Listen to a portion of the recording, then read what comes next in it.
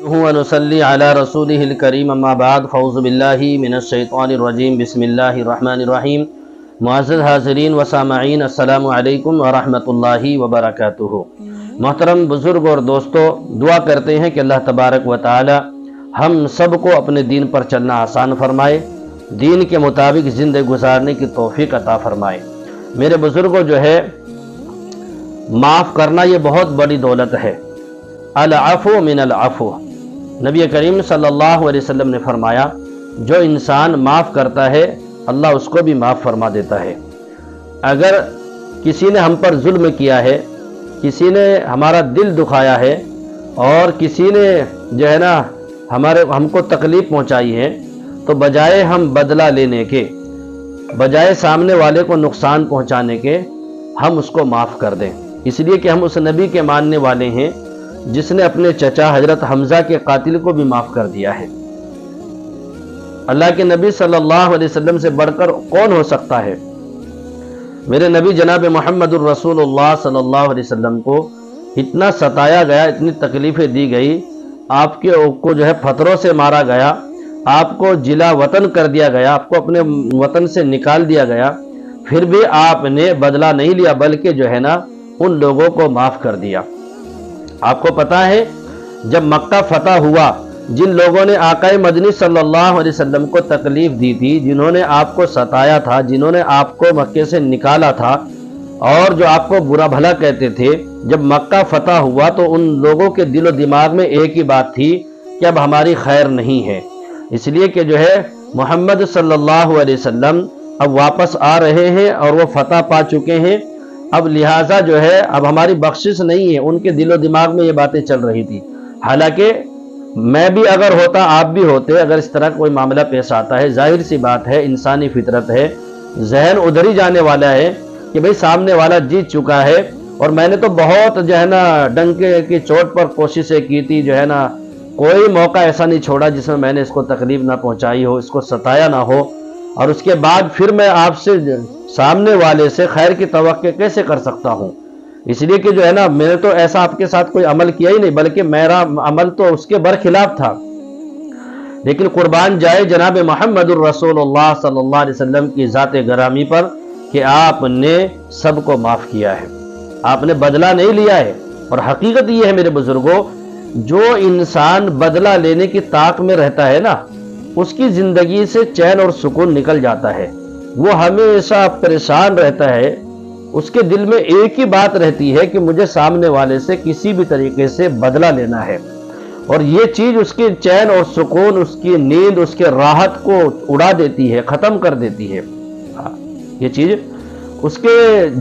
زندگی سے سکون کو نکال دیتی ہے، عافیت کو نکال دیتی ہے۔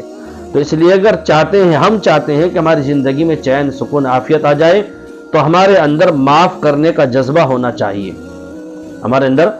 معاف کرنے کا جذبہ ہونا چاہیے، اور اس نیت سے ہم سامنے والے کو معاف کریں کہ میرا رب بھی مجھے معاف کر دے، اس لیے کہ میں دودھ کا دھویا ہوا نہیں ہوں،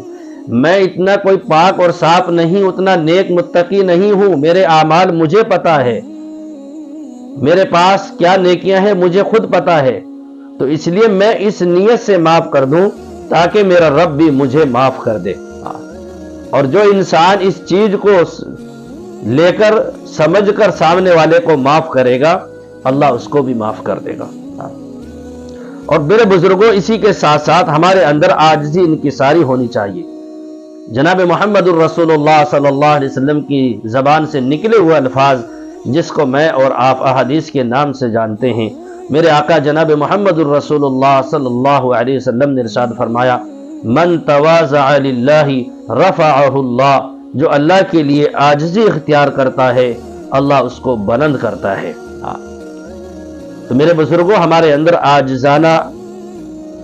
انداز ہونا چاہیے، ہمارے مزاج کے اندر جو ہے نا عاجزی ہو، انکساری ہو، ہمارے مزاج میں تکبر نہ ہو، گھمنڈ نہ ہو۔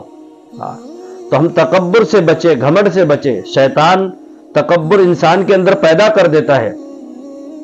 اور اللہ کے نبی صلی اللہ علیہ وسلم نے تکبر کے بارے میں فرمایا،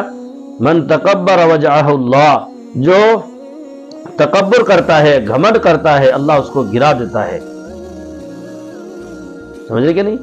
تو میرے پیاروں، ہمیں چاہیے کہ ہم جو ہے نا عاجزی انکساری والے کام کریں، اور معاف کرنے کا جذبہ ہمارے اندر ہونا چاہیے، معاف کرنے کا ہمارے اندر جذبہ ہونا چاہیے، تاکہ ہم ایک دوسرے کو معاف کر سکیں، اور یہ نیت ہو کہ میرا رب بھی مجھے معاف کر دے۔ انشاءاللہ امید ہے اس عمل کے ذریعے اللہ ضرور جو ہے ہمیں معاف کرے گا، اور اللہ کو یہ عمل بہت پسند آئے گا۔ معاف کرنے والوں کو اللہ بہت پسند فرماتے ہیں،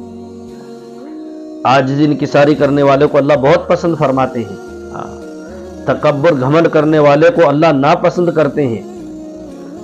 گھمنڈ کسی بھی چیز کا ہو، چاہے وہ حسن کا ہو،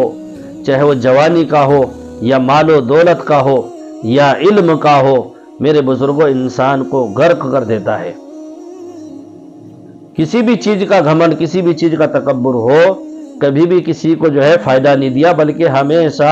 اس کو ڈبایا ہے۔ تکبر کرنے والا، گھمنڈ کرنے والا ایک نہ ایک دن ڈوب جاتا ہے، برباد ہو جاتا ہے، تباہ ہو جاتا ہے، اور اللہ اس کی نیکیوں کو برباد کر دیتے ہیں۔ اور معاف کرنے والا، عاجزی انکساری کرنے والا ہمیشہ ہمیشہ کامیاب ہو جاتا ہے، ہمیشہ کامیاب ہوتا ہے۔ وہ بہت ساری آفتوں سے، بلاؤں سے، مصیبتوں سے بچ جاتا ہے۔ یہ ایسا عمل ہے۔ بس دعا کرے اللہ ہم سب کو اچھی باتوں پر عمل کی توفیق عطا فرمائے۔ السلام علیکم ورحمۃ اللہ وبرکاتہ۔ دوستو، ویڈیو کو دیکھنے کے بعد لائک اور شیئر ضرور کر دیا کرے، نئے ہو چینل کو بھی سبسکرائب کر لیا کرے، تاکہ آنے والی ہماری ہر ویڈیو آپ تک پہنچتی رہے۔ اسی طریقے سے میرے بزرگوں، اگر کسی ساتھی کا کوئی ایسا مسئلہ ہے، چاہے وہ روحانی ہو یا جسمانی ہو، روحانی اعتبار سے ہو یا جسمانی اعتبار سے ہو، تو آپ مجھ سے براہ راست کانٹیکٹ کر سکتے ہیں، یا کمنٹ میں اپنا نام وغیرہ، اپنی پریشانی لکھ کر جو ہے نا بھیج سکتے ہیں، تاکہ میں دیکھوں انشاءاللہ جتنا ہو سکے گا میں آپ کی رہبری کروں گا۔ بس دعا ہے اللہ ہم سب کو اچھی باتوں پر عمل کی توفیق عطا فرمائے۔ السلام علیکم ورحمۃ اللہ وبرکاتہ۔